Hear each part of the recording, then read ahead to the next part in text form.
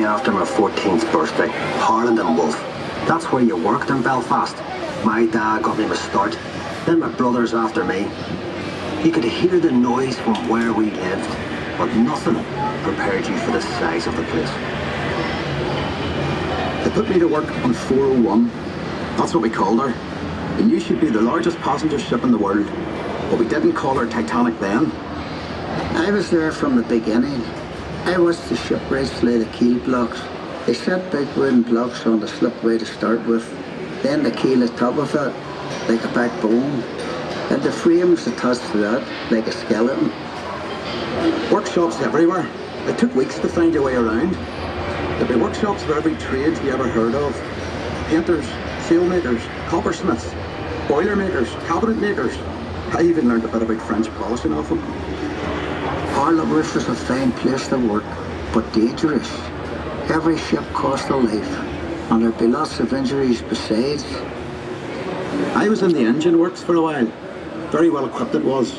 That's where we built the triple expansion engines. 2 of them, each as high as a 3-story house. I worked in the frame bending shop. You'd heat steel beams in the furnace, then hook them onto slabs of cast iron and hammer them curved. It was skilled work. You had to bend them more than you needed because the frame straightened out a little when it cooled. The shell plates that made up the hull weighed up to 4.5 tons. They were taller than the dad. The plates were overlapped on the edges.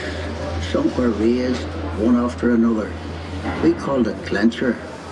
One of the foremen told me years ago, that's how you build steel ships.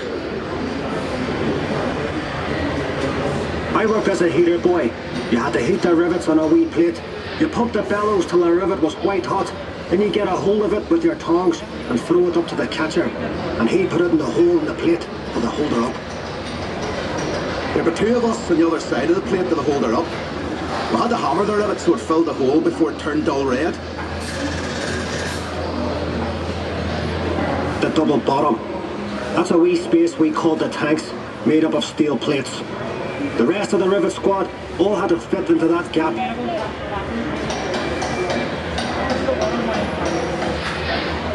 One of the foremen would check each rivet with a special hammer.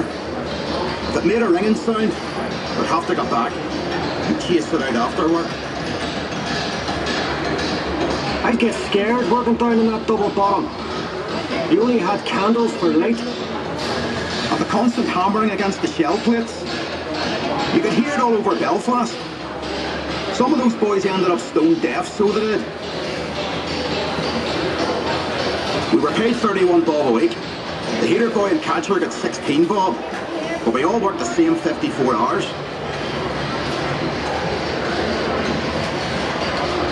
The upper deck was steel too, and part of the strength of the ship.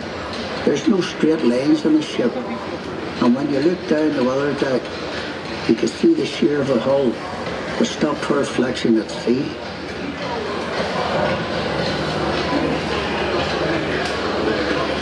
The stern frame had to be strong enough to take the rudder turning in heavy seas. You'd have all these timbers and guy wires to steady the frame, and men scurrying around like ants. When we came to launch day, I was torn between pride and fear. The standing wings were coated in tallow, train oil and soft soap, so the ship would slide when they shifted her weight off the blocks. That was the most dangerous part. And the shipwrights were knocking away the last props. They were under compression, you see, and the sliding wings would be released by the hydraulic trigger. 100,000 people watched the launch. Some paid a bob to sit in the reserved seating. There were extra trams laid on. Then we all went off to the pub to wish her well. Doc, you were proud to be an island man that day. And Titanic was the pride of Belfast.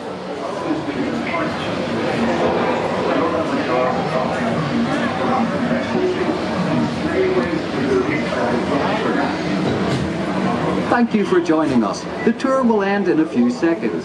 Please exit the car carefully and make sure you don't leave any personal